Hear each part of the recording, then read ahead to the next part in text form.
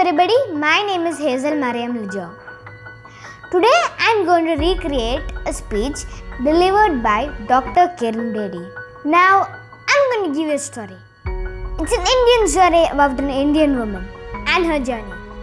Let me begin with my parents. I am a product of this visionary mother and father. Many years ago when I was born in the 50s and 60s, didn't belong to girls in India. They belonged to boys. They belonged to boys who would join business and inherit business from parents. And girls would get dolled up to get married. My family in my city and almost the country was unique. We were four of us, not one, and fortunately no boys. We were four girls and no boys. And my parents were part of a landed property family. My father defied his own grandfather almost to the point of disinheritance because he decided to educate all four of us. He sent us to one of the best schools in the city and gave us the best education. As I've said, when we're born, we don't choose our parents. And when we go to school, we don't choose our school. Children don't choose their school, they just get to school which parents choose for them. So this is the foundation time which I got. I grew up like this and so did my other three sisters. And my father used to say at that time, I'm going to spread all my four daughters in four corners of the world. I didn't know if he really meant, but it happened. I'm the only one who's left in India. One is a British, another is an American, and third is a Canadian. So we have four of us in four corners of the world. And since I've said they're my role models, I followed two things which my father and mother gave me. One, they said, life is on an incline. You either go up or you come down. And second thing which has stayed with me, which became my philosophy of life, which made all the difference, is 100 things happen in your life, good or bad. Out of 100, 90 are your creation. They are good, they are your creation. Enjoy it. If they are bad, they are your creation.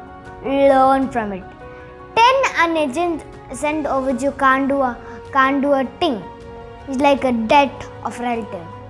Like a cyclone or hurricane or an earthquake, you can't do a thing about it. You have to just respond to the situation.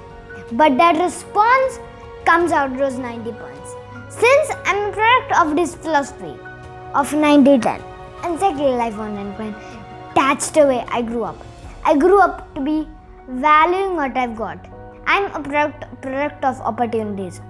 Rare opportunities in the 50s and the 60s which girls didn't get.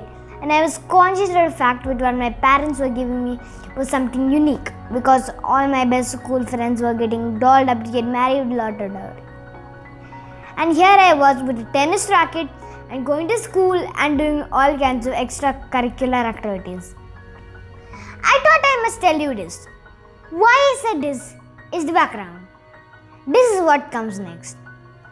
I joined the Indian Police Service as a tough woman. A woman with indefatigable stamina because I used to run for my tennis titles, etc. But I joined the Indian Police Service. And then it was a new pattern of policing. For me, the policing stood for power to correct, power to prevent, and power to detect. This is a new definition ever given in policing in India, the power to prevent. Because normally it was just power to detect, that's it, or power to punish. But I decided no, it's a power to prevent because that's what I learned when I was growing up. How to prevent the 10 and then make it more than 10. So this is how it came into my service and it was different from the men. I didn't want to make it different from the men, but it was different because this was the way I was different and a redefined policing concept in India. I'm going to take you two journeys, my policing journey and my prison journey. If you see the title here, PM's car held. This is the first time Prime Minister of India is given a parking ticket. This is the first time in India, and let me tell you, this is the last time you're hearing about it.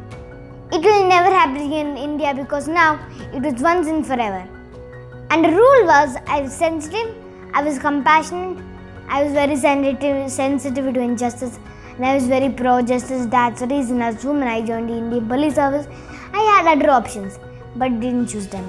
So I'm going to move on. This is about tough policing, equal policing. Now I was known that here's a woman who's not going to listen.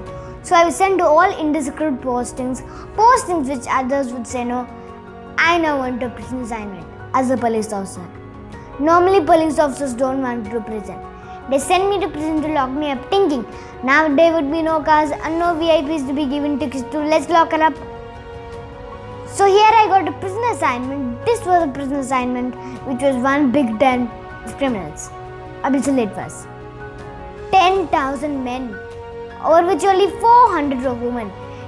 10,000, 9,000, about plus 600 were men.